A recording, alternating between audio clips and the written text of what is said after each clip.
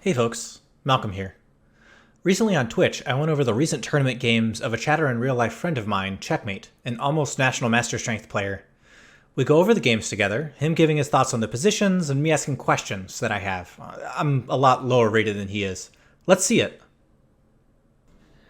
All right, so we have Checkmate, who's been a long time chatter in stream and a friend of mine that I know from work in real life. And Checkmate, you just went down and you played in an over the board tournament recently, right? Yeah, it was in LA, the LA Open. Okay. Yeah, cool. So it looks like you've annotated a bunch of your games, and you're going to be walking through some of that with us tonight. Is that right? Yep. Okay, great, cool. Well, let's get started then. I'll let you go through, and I'm going to try and ask some poignant questions as we move forward. All right. Yeah, so I'll stop at some critical moments. So my first game, all five of my games, by the way, played against very young kids. I think the average age of my opponents was around 11. Oh man, Um, I I so I struggle to play against children. I have a particular thing against 9-year-olds. So I how did you do you like playing kids, or is that like a frustration, or does it matter to it you at all? it depends on if they're well mannered. Oh yeah, I totally agree. I'd say maybe 80% of kids, maybe a little bit more, are like totally fine to play against, and every once in a while you get a kid who just hasn't quite figured out their decorum. So I understand that response. Yes, exactly. So, but all these kids were pretty well mannered in general, as 9 to 11-year-olds go. Oh, that sounds great. I mean, I imagine as highly rated as you are, because you're rated like what over the board, a little under 2,000, a little over 2,000. It was a little over 2,000, and now after this tournament, a little under. Which is kind of surprising given your record, but fair enough. Yeah. So, first opponent, this guy called Aiden. Um, he was probably 10. He plays D4, and this Joe Bava London thing. Um, it's basically an attempt to have a system where you play the same moves against uh, most things that black does, Mm-hmm. and um, it's a little bit more aggressive as a system than like the regular London system because you have these. By the way, can you see this arrow that I'm drawing? Yes, I can. Cool. Because you have these ideas of like ganging up on the C7 square or something like that. But in general, unless black blunders something major, you're gonna play the same moves, Oh, and it's sorry to interrupt. Somebody in chat is asking, like, what were the people you were playing against rated? Do you happen to remember? If not, I could look it they up. were around 1800. Although I really suspect that there's a big amount of like rating deflation going on in the kids tournament circuit because all these kids are getting really good and then they go to a tournament, play each other, and they just like exchange rating points between their 18 like 16 to 1800 kids circles. Right. So like you end up with those isolated pockets, and there's no connection to the rest of the rating graph. So then Yeah, once they the finally come and play somebody else, then like who knows how good they are. exactly. So the masters are generally playing in like closed master tournaments and the kids are playing in their closed kids tournaments. And so I would like to see what happens if you just like take these kids and put them up against 2200s. Like, I mean, they I had a pretty good score against them, so I don't think they would necessarily be 23, 2400. I don't think they're going to like crush those 2200s, but I think they would have a decent shot. Ah, fair enough. Um, that totally makes sense. So so your opponent's playing a Jobava London, and I assume that like given that you can explain, for example, what some of the threats are in these positions, what like how do you choose to respond to something like this? someone says time control. It is 80 minutes for the first 40 moves, and then an additional 30 minutes after move 40, and a 30-second increment throughout. So you're asking what Black can do to respond to these threats? Yeah, like how do you, given that like somebody's trying to play a more aggressive version of the London, like what is the approach that you take and why do you like it? Um, so I just play this simple move A6.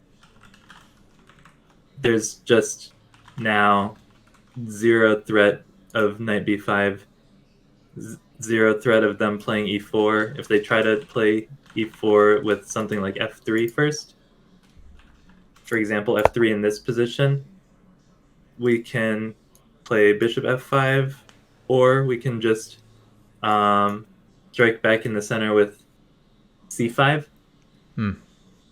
so that they won't get like a two pawn center if once they play E4. So, like for example, C5, E4 would not be a good idea because of something like taking and taking on Right. D4.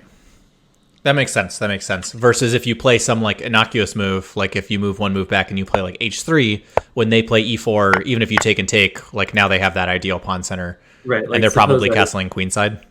suppose I play E6, now E4. This is just sort of a weird version of the French defense, which is fine, but not what I want.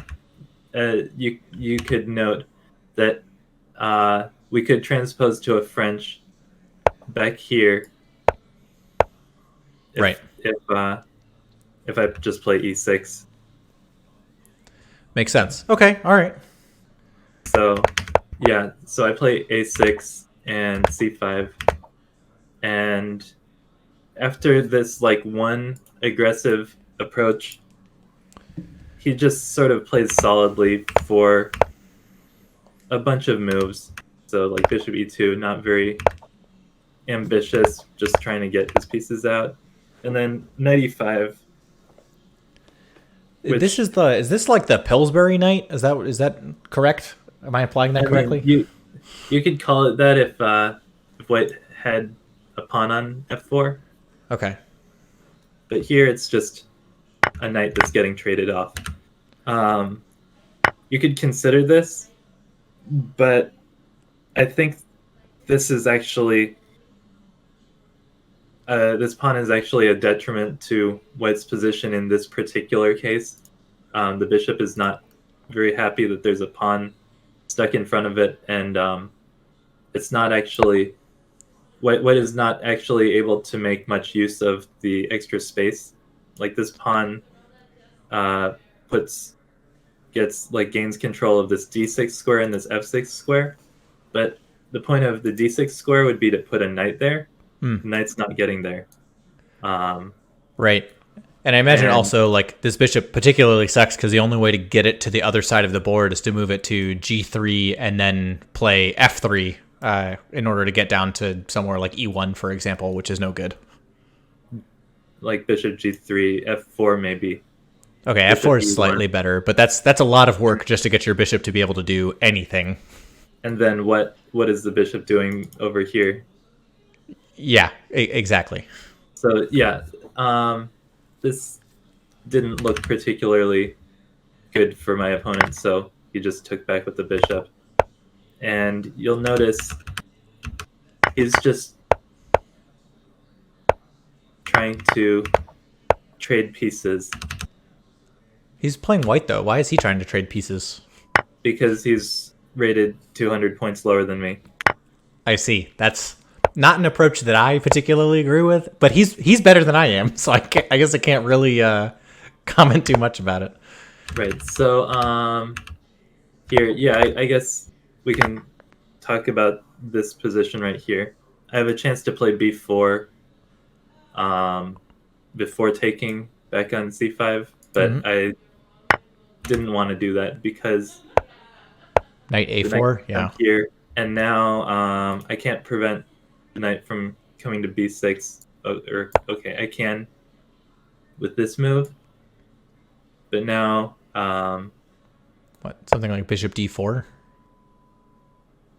Because otherwise, aren't they losing that pawn on c5? Oh, but I guess they're trading it for the b4 pawn. bishop d4 is no good. The bishop gets trapped. Yeah, it's probably also bad. Uh, but yeah, bishop g3. I mean, this was an extra pawn. I just take back. Right. Oh, because you're playing an intermezzo. That's right. Yeah, and then I maybe have to deal with this type of thing. Right. Which, yeah. It just gets more complicated than it's worth, and yeah, the pawn is just fine here. It's threatening b4 now, so he has to play a3 to stop Right. that. Get the bishop out. And so bishop b7, like, I guess it's not really doing much there. I guess the idea is that perhaps someday d4 might become a threat, but like at least you're connecting your rooks. Like there's nothing better for it to be doing. Is that accurate? I always struggle with that light square bishop in these d4 openings. I would say that these center pawns are highly mobile. There's Okay. no. I've got a central majority here, Right. so this bishop being behind the pawn is not really a concern, especially when it could come alive as fast as suppose white makes a nothing move. Mm-hmm. It could come alive as fast as this, this, and pushing d4. Although the thing is, I probably need more defense on the d5 square. So like if white really gives me everything that I want, now this bishop is Good. really strong. It's preventing the knight from accessing both these squares, and the knight has to go all the way back. And, Okay. and the bishop is really nice. But Okay. That makes sense. So like even though the bishop feels like it's not doing anything there, it likely will eventually be doing something there. yes. Okay. So rook d1, queen e7. I don't really have to go queen e7. I could do something else like knight d7, rooks to either square, but I figure why do I want to be involved in potential pins here? Yeah, especially putting your queen on e7 is very reminiscent if you get your rooks to a d1 or a d8 and c8. It's like the black version of a setup you oftentimes see in the Smith-Morra, where you have sort of the rooks along what's going to be a semi-open file. Yeah.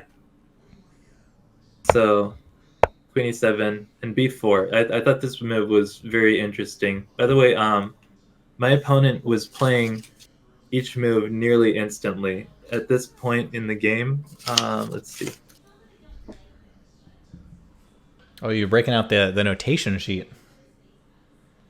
Yeah. So at this point in the game, I had used nearly 20 minutes, and my opponent had more than an hour and 18 minutes left. So we started with an hour and 20 minutes. There's a 30-second increment, but so they basically have used maybe 10 minutes, and you've used half an hour, maybe. I mean, of his time, he's used 2 minutes of it, although plus the 30-second increment for all these 14 moves. Okay, so you said you found b4 interesting. First of all, it sounds like given the time situation, this might have been a prepared line by your opponent. Although we're pretty deep now, we're on like what move? It's 14? highly unlikely that this line would be prepared, just because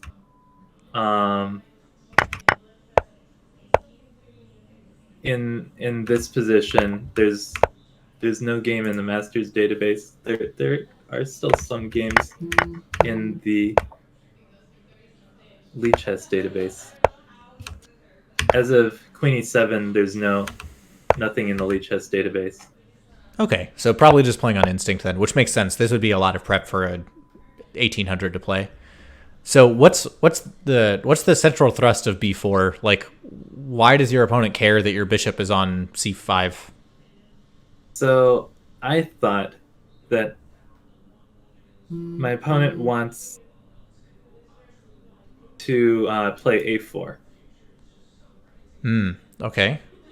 Or alternatively, if I go to d6, he wants to play e4 and trade everything on d5 and leave me with an isolated pawn. After trading the bishops, right? Like they have a Uh, well, yeah, okay. trading bishops and then e4. Right. And then you got to move your queen out of the way because you can't take. Makes sense. Makes sense. And then a4 is a threat because, like, while you have a dark square bishop, if they play a4, you can play bishop takes b4. Right.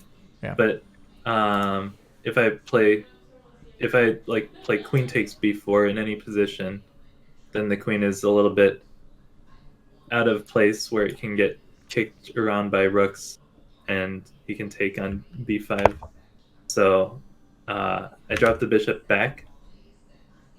Okay. Note that we could drop the bishop back here, but then after a4, the bishop is liable to getting hit by the knight, for example. Right. So if you think that trade's coming anyways, you might as well just move it to where it actually needs to be. Unless there's some reason you'd prefer it on c7 or d8 as opposed to a7. But a7 seems marginally better. Yeah, so my plan on a4 was to take here and then play knight e4 and bishop c6. All right, so now the knight has to go somewhere. I guess it could go to c3, but nah. Okay, so I guess it doesn't have to go anywhere if you defend it, but like, feels a little precarious. Not exactly. When he moves the knight, now he has the discovery on the pawn. That's a reasonable defense. Right. It's reasonable, and now this pawn is hit, so I would go here. And I thought this position was okay for me. Now you notice, like, this bishop, we thought it was bad, but now it's trading for white's good bishop. Yeah, and so then you're going to have pawns on light squares, and you have a dark square bishop, which is great. Yeah, exactly. I was also surprised to see b4 because, like, the backwards c pawn seems concerning. Yeah, the backwards c pawn would usually be a big issue, but in this case, we're not going to be able to exploit it for at least several moves. Fair enough. And also, like, the weakness on the c3 square, usually that would be a lot worse than it is in this position. So he plays e4, and I spend a lot of time here trying to find some refutation to this move because it seems just really dumb. Like, why should he be able to play e4 when I've got all my pieces centered on the e4 square? Right. Although he does also have a lot of pieces on the e4 square. He's got one piece on the e4 square. Well, he has a queen and a rook. That's the d5 square. Oh, sorry, the e4 square. Right. Okay. Yes. Reading comprehension. So, I mean, first of all, the reason I can't just take is because of bishop d6. That's normal. Or just take here, bishop d6. Okay. But I thought that this should be bad because of this move. And after bishop takes, What, rook a8? Either rook to either rook. I think it has to be this rook. And now the reason why I thought this wasn't winning was because of bishop takes f6, Okay. queen takes f6. You have to take because the queen is hit. We can take here. Uh, bishop takes e7. Right. So it takes back. And now the queen is hit. So I thought, well, I can just play bishop d3. Hmm. And now I've just sacrificed a pawn for seemingly nothing.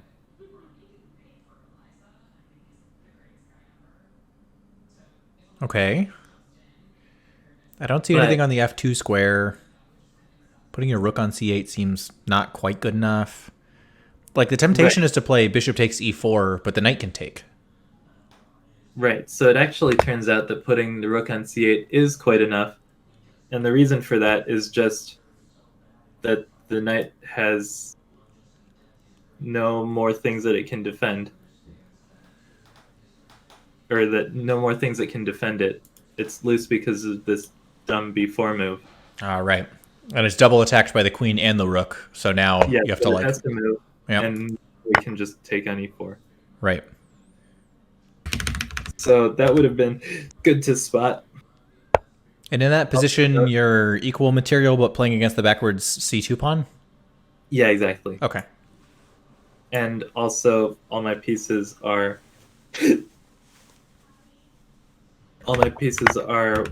way more. Um, all my pieces are way more active. Like, for example, after this, like, I might not be playing against a backwards c2 pawn. I might be playing against a isolated d3 pawn. But Right. this knight is terrible. This bishop is a god. Um, Yeah, no, that makes sense. All right, I'm sold. So that would have been fine, but it would have taken like a fair amount of analysis because I mean we're what, five well, I was moves deep at that deep point. in that rabbit hole already. The only thing I missed was that rook c1 move or rook c8 move. Hmm.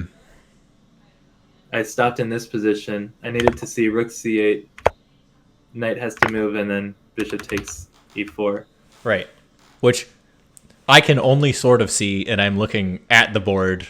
This is something you were considering several moves ago. Yeah, So in this position. yeah. So at least from my perspective, I'm not spending a ton of time. I'm I'll what's the right way to put this? I can't blame you for missing that because it's not as though I could have seen it. Is it the fact that you even got that far in your analysis is probably still a demonstration of our difference in rating. I mean, yeah, kind of. All right, sorry, continue. Um, I think there was. Oh yeah, there was another line. So after queen e3, I did see this during the game. There's a nice move here. Does anyone in chat or Malcolm want to find it? Okay. I'm trying to think out loud a little bit on this. So if bishop takes d4, rook takes d4, rook takes d4, queen takes d4, like we've moved the queen around, but like how is that solving any problems for us? I'm not sure that it is. We can't play rook ac8 because that drops our bishop on a7.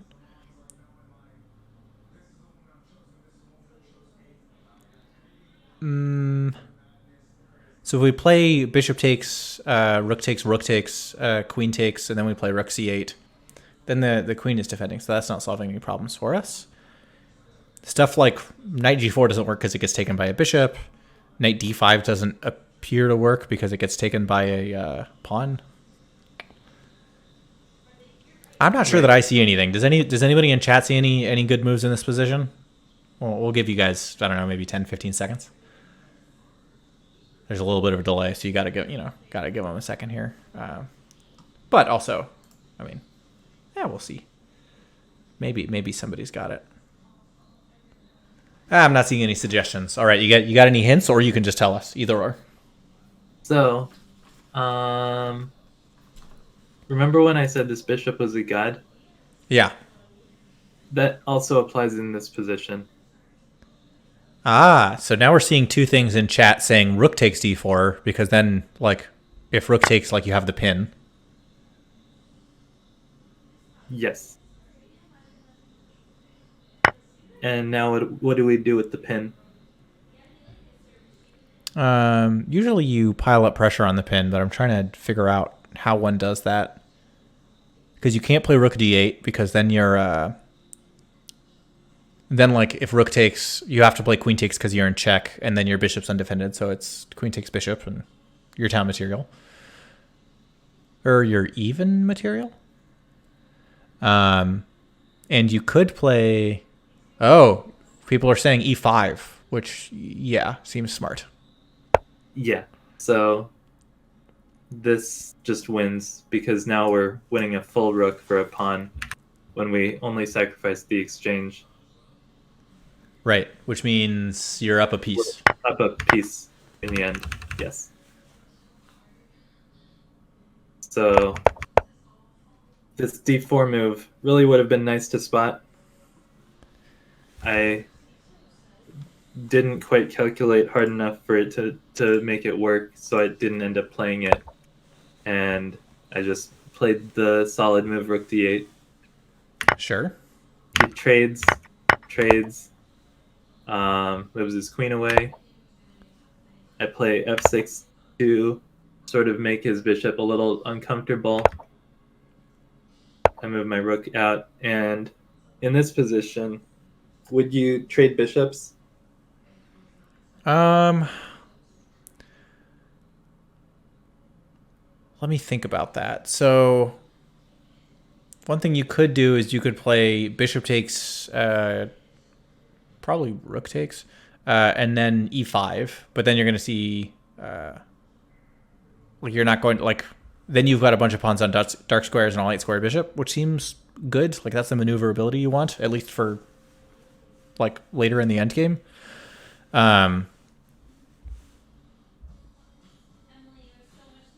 So I chose to keep the bishops um, because these pawns are on light squares for me and dark squares for him. Mm-hmm. And if we're doing if we're gonna try to generate winning chances, it's gonna involve pressure on the queenside pawns. The kingside pawns are adequately defended by the king usually. Okay, fair enough. But as I'm saying that, the problem is, okay, so I generate a little bit of pressure. I threaten mate. He might miss it, but he didn't because he's 1800. And unfortunately, here I was just so low on time. I mean, not quite that low on time. I had like 20 minutes, but he still had an hour and 10 minutes. And he offered a draw here, and I just didn't see any way to like generate winning chances with way less time, with like literally less than a third of his time. So I was like, okay, fine. We can have a draw for the first round. Fair enough. So that was this game. Seems pretty interesting. Like, does the computer agree that like a draw is reasonable here? The computer says that I'm slightly better if I play f5. Actually, bishop c4 is its second move, and that was what I was going to go with. Yeah, bishop c4 does seem good. But it all seems very hard. Yeah, and it's still nearly equal. Yeah. Huh, fascinating. All right. So a draw in the first game, like not the worst thing in the world. It looks like it was maybe -1, maybe -1.2 at a couple of points. With the exception of the time where was that? So when you played rook fd8, right? Yeah, e4 you're -2, I guess. But beyond that, the game was actually relatively close. Wow, that was very interesting. Yeah. So I was never worse, but also when I had a chance to make something happen, I calculated and calculated, and I just couldn't make it work. All right, that's all we have for this game. Let me know if you guys like that kind of analysis. Is it useful to you? Please comment below. Have a great day. See you next time.